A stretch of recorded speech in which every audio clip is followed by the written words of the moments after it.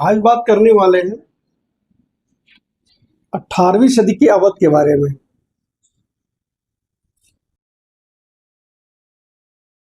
हम लोग अभी तक मुगल साम्राज्य के पतन और उसके उपरांत जो भी नए राज्य बन रहे थे उसके पतन के साथ ही साथ, जिसमें हम लोगों ने अभी तक बंगाल देखा, अब आज अवध देखते हैं। 18वीं सदी में स्वतंत्र जो अवध है वो क्या क्षेत्र है, पहले उसको देखते हैं। तो अगर इसकी पश्चिमी सीमा को देखा जाए, पश्चिमी सीमा को, तो ये आज का जो कन्नौज है ये वाला क्षेत्र है। और अगर इसकी पूर्वी सीमा को देखा जाए तो इसकी जो पूर्वी सीमा है वो आज का चंदौली, गाजीपुर। इसका मतलब है कि वो जिले जो आज के उत्तर प्रदेश के, जो बिहार को उत्तर प्रदेश से बांटते हैं, खास करके एक विशेष नदी कर्मजनासा नदी है,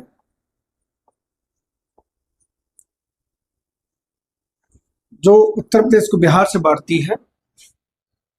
ये इसकी पूर्वी सीमा थी अवध की, और पश्चिमी सीमा आधुनिक कन्नौज का जो क्षेत्र था वो। इस तरह से ये इसकी सीमा थी। और एक ये बफर स्टेट था। बफर स्टेट दो राज्यों के बीच या दो शक्तियों के बीच एक सुरक्षित क्षेत्र, बीच का क्षेत्र, जिसको बफर स्टेट कहते हैं। इसको अंग्रेजों ने मराठों के विरुद्ध एक बफर स्टेट के रूप में प्रयोग किया था 1801 के सहायक संधि के माध्यम से। अब अवध कैसे स्वतंत्र हुआ मुगल साम्राज्य से, मुगल सत्ता से, तो उसको देखते हैं। सबसे पहले अवध की स्वतंत्रता जो हुई वो सादत खां को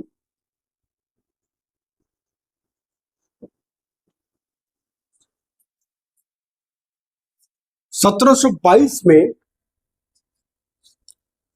तात्कालीन जो मुगल बादशाह है मोहम्मद शाह,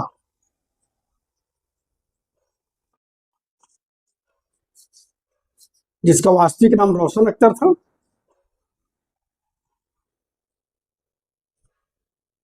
इस मोहम्मद शाह ने 1722 में सहादत खां को अवध का सूबेदार बनाया।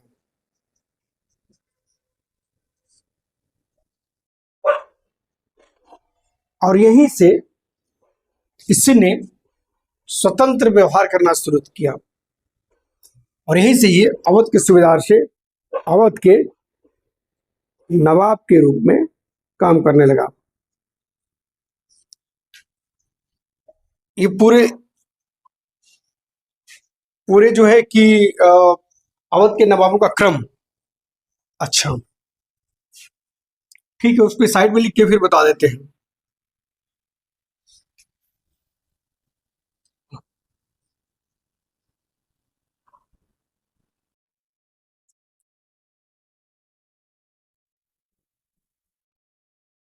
अगर हम इधर अवध के नवाबों का क्रम देखें तो सबसे पहले सादत खां,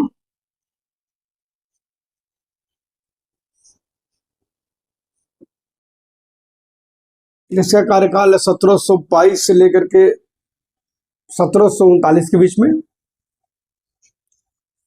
इसके बाद इसका भतीजा या दामाद सफदरजंग,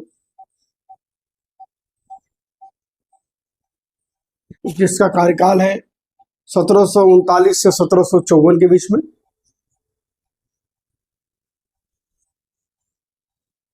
फिर इसके बाद है सुजाउदौला, जिसका कार्यकाल है 1754 से लेकर के 1775 के बीच में। फिर इसके बाद चौथा शासक है आशफउदौला,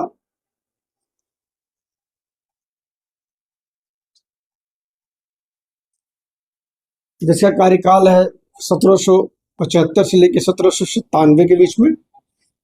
हाँ हाँ। उसके बाद वजीर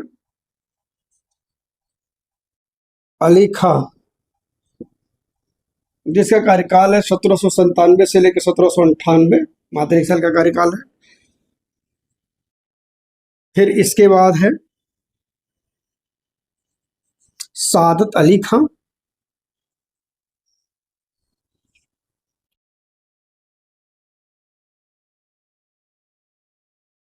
कहीं कि आपको सादत खां द्वितीय हो गए। जैसे स्वतंत्र भारत का संस्थापक सादत खां को मानते हैं, तो ये सादत अली खां है, या इसको कभी कभी सादत खां द्वितीय भी कहते हैं, जिसका कार्यकाल है 1798 से 1814 तक। इधर लिख दे,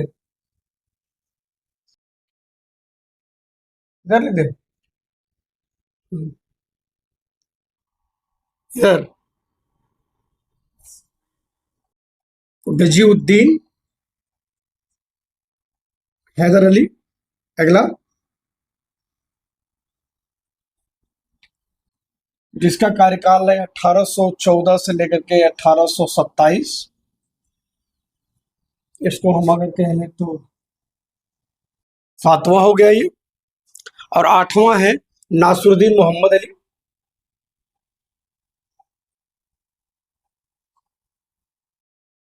मोहम्मद अली,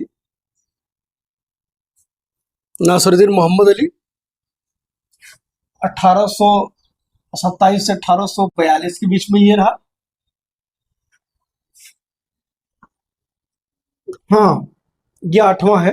9वां नासरुद्दीन मोहम्मद अली हो गया, ये 8वां ना है। और 9वां है जो है कि अमजद अली है, उसका कार्यकाल मात्र 30 साल का है, 42 से 45।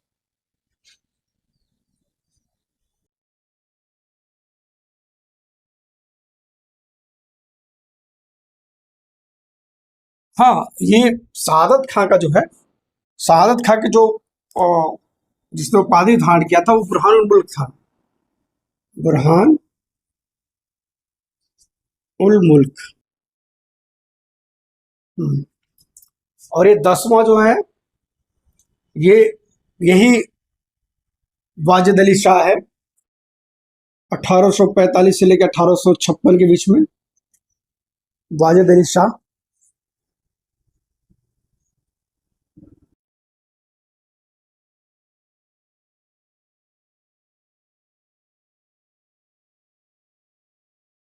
तो हम अब बात करते हैं, एक एक के बारे में बात कर लेते हैं।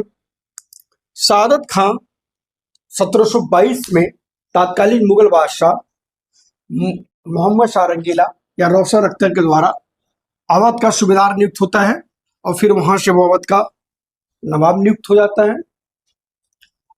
और ये ईरानी सिया था, सादत खां जो था वो ईरान का रहने वाला था, और ईरानी जो गुट था उस दल का था, ईरानी शिया ग्रुप का था ये। इसका पतन कैसे हुआ? जब 1739 में नादिर शाह ने, जिसको ईरान का नेपोलियन कहते हैं, उसने करनाल के युद्ध में, जो मार्च 1739 में हुआ था, उस युद्ध में नादिर शाह के विरुद्ध मोहम्मद शाह रंगीला ने, मोहम्मद शाह ने जो ग्रुप बनाया था उसमें मोहम्मद शाह के अलावा निजाम और आपका सादत खां प्लस मोहम्मद शाह का वजीर जो था खान दौरा,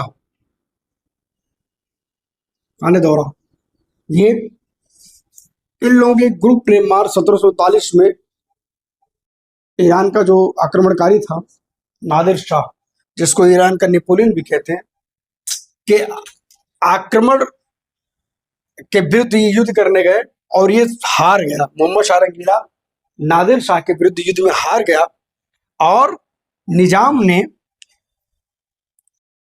निजाम ने मुगल बादशाह मोहम्मद शाह रंगीला और नादिर शाह के बीच में मध्यस्थता की। तो मोहम्मद शाह खुश होकर के निजाम को अपना मीर बख्शी बना दिया। ऐसा इसलिए हुआ क्योंकि इस युद्ध से पहले खाने दौरा जो था वो मीर बख्शी था, लेकिन करनाल का युद्ध जो हुआ 1739 में, उसमें खाने दौरा मारा गया। और जब ये खाने दौरा मारा गया तो मीर बख्शी का पद खाली हो गया और निजाम ने मोहम्मद शाह ने निजाम को मीर बख्शी बना दिया। और मीर बख्शी बनना चाहता था सादत खां, जो अवध का नवाब था। और ये जा करके इसने नादिर शाह का कान भर दिया कि आप जो ये समझौता हो रहा है मोहम्मद शाह और नादिर शाह के बीच में, जो निजाम करा रहा है, उस समझौते पे आप राजी क्यों हो रहे हैं? आप 20 लाख लेके वापस मत लौटिए, आप दिल्ली पे आक्रमण करिए, आपको 20 करोड़ मिलेगा।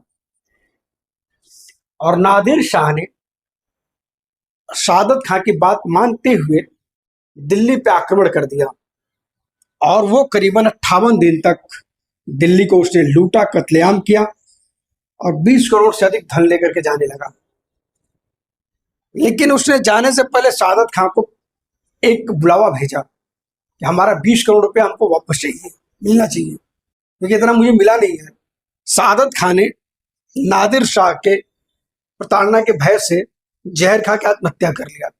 और इसी तरह से सादत खां जो है, जो अवध का पहला नवाब था, वो आत्महत्या कर लेता है और यहाँ से सादत खां की मृत्यु हो जाती है। और सादत खां की मृत्यु के बाद अगला जो शासक बनता है वो सफदर जंग है। सफदर जंग इसका भतीजा भी है और दामाद भी है।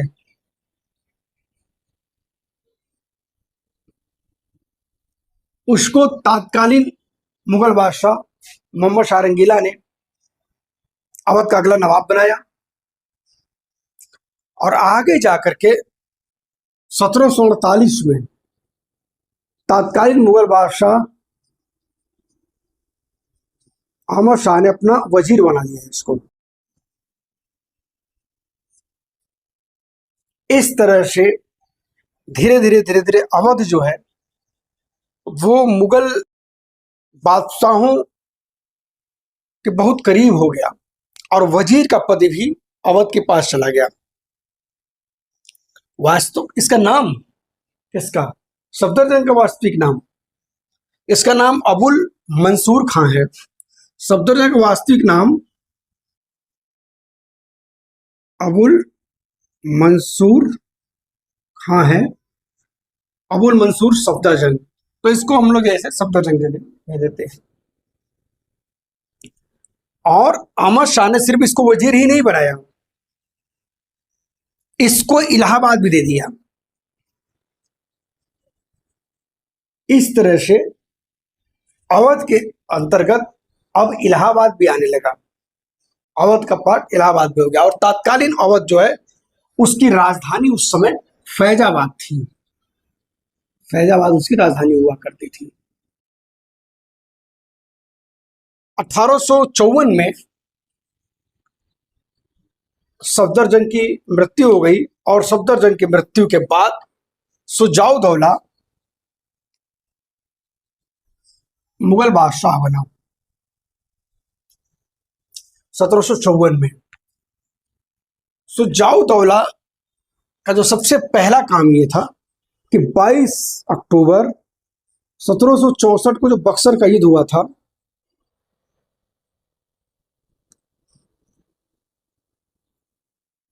जिसमें 3 संयुक्त सेनाओं ने भाग लिया था, जिसमें मुगल बादशाह शाह आलम द्वितीय, बंगाल का पूर्व नवाब मीर कासिम और तीसरी शक्ति के रूप में शुजाउद्दौला खुद, इन तीनों की संयुक्त सेना ने बक्सर में हेक्टर मुनरो के विरुद्ध जो है युद्ध में भाग लिया था।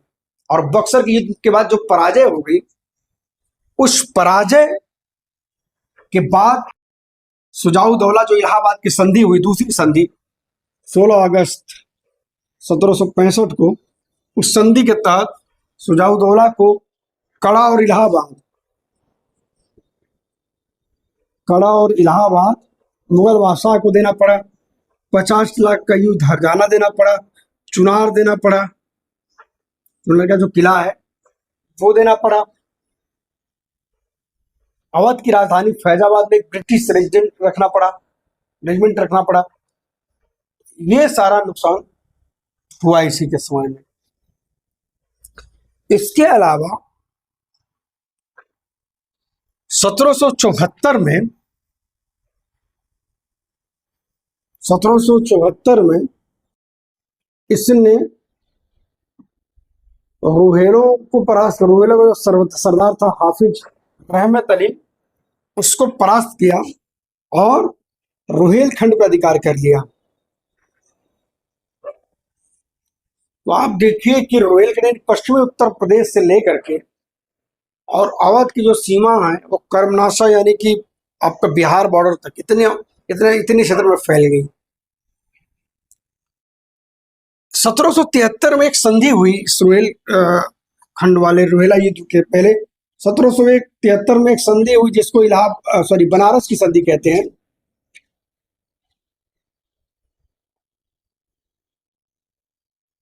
ये 1773 में बनारस की संधि हुई थी।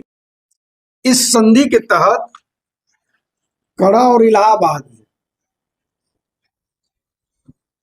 जो 1765 में कड़ा और इलाहाबाद अवध से ले लिया था क्लाइव ने और मुगल बादशाह को दे दिया था, उसी कड़ा और इलाहाबाद को इस बनारस की संधि जो 1773 में होगी उसको 50 लाख में फिर से अवध के नवाब को मिल जाएगा।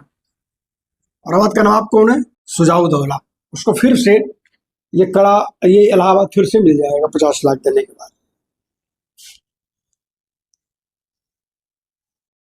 अब 1775 में सुजाउद्दौला की मृत्यु हो जाएगी और सुजाउद्दौला की मृत्यु के बाद आसफउद्दौला शासक बनेगा, यानी अवध का नवाब बनेगा। आसफउद्दौला जिसका कार्यकाल 1775 से 1797 के बीच में है। इसके समय में जो सबसे पहला काम होगा वो होगा फैजाबाद की संधि 1775 में, जिसको बनारस की द्वितीय संधि भी कहते हैं।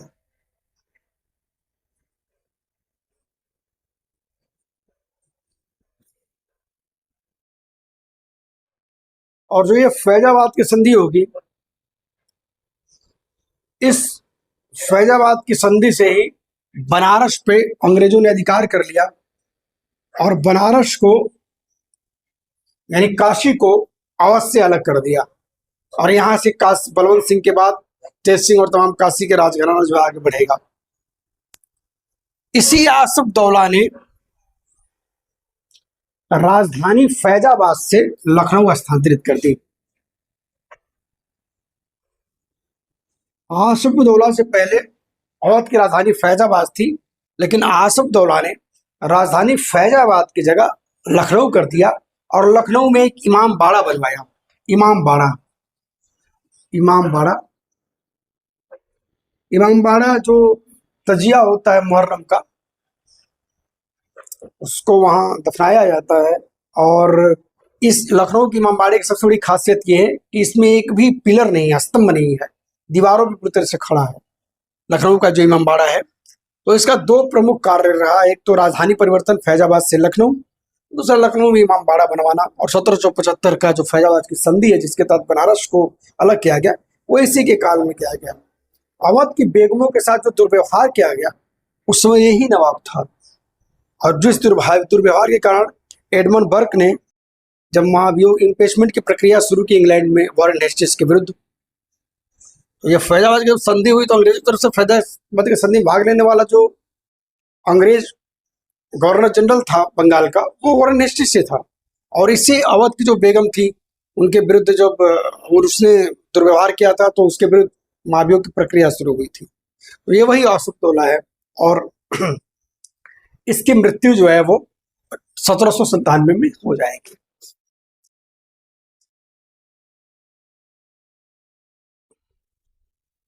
अगला है शहादत अली खां या उसको सआदत खां द्वितीय,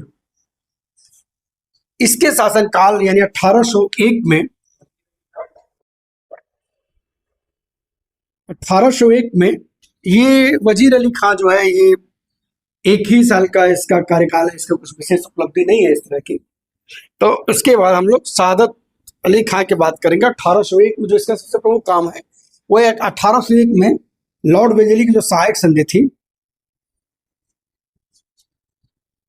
लॉर्ड वेलेस्ली जो था,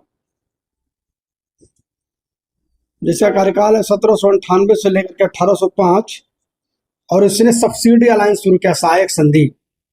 अवध को भी उस सहायक संधि का हिस्सा बना लिया गया, और जो नेपाल का तराई वाला क्षेत्र है वो अवध का, वो अंग्रेजों को मिल गया। तो ये जो सहायक संधि स्वीकार किया अवध ने, उस समय सआदत अली खां ही बंगाल अवध का नवाब था। और सहायक संधि स्वीकार करने के बाद भी अवध अवध चूंकि सहायक संधि जैसी ही एक संधि 16 अगस्त 1765 में भी कुछ सहायक संधि जैसी एक संधि स्वीकार कर चुका था अवध, उसे अपनी राजधानी में ब्रिटिश रेजिमेंट रख लिया था। तो यहां से तो वो लगभग एक सहायक संधि के तरह ही एक संधि के अंदर बधा हुआ था। लेकिन फिर 1802 में जो एक नीति के रूप में वेलेस्ली ने सहायक संधि की शुरुआत की, उसका भी भाग बनाया अवध को। और एक अंतिम जो शासक है अवध का, जिसका नाम है वाजिद अली शाह, इसी के शासनकाल में 1856 में अंग्रेजों ने अवध के ऊपर कुशासन का आरोप लगाया। शासन चलाने में असफल है अवध का नवाब, और कुशासन का आरोप लगा करके इस अवध को ब्रिटिश भारत का हिस्सा बना लिया गया। अंग्रेजों ने डायरेक्ट अवध को अपने अधिकार में रख लिया 1856 में। 1857 की जब क्रांति हुई, तो उस क्रांति में अवध के विरुद्ध जो ये कुशासन का आरोप लगा के उसके साथ दुर्व्यवहार जो किया गया था, वो भी एक बहुत बड़ा कारण था 1857 की क्रांति का। और वाजिद अली शाह के बाद ब्रिटिश कादिर, जो उसका पुत्र था, और जो वाजिद अली शाह की पत्नी थी बेगम हजरत महल ने अपने पुत्र ब्रिटिश कादिर के लिए 1857 की क्रांति में भाग लिया। और इस तरह से अवध जो था वो मुगल सत्ता से 1722 में अलग होगा, लेकिन 1856 आते आते वो पूरी तरह से फिर ब्रिटिश ईस्ट इंडिया कंपनी द्वारा जो ब्रिटिश भारत बनाया उसके अंतर्गत समाहित हो जाएगा। तो इस तरह से आज हमने देखा 18वीं सदी से लेकर के, और अवध जब तक अंग्रेजों के अधिकार में नहीं आएगा तब तक कि हम अवध को देख रहे थे। फिर मिलते हैं, फिर बात करेंगे आपसे अगले क्लास में।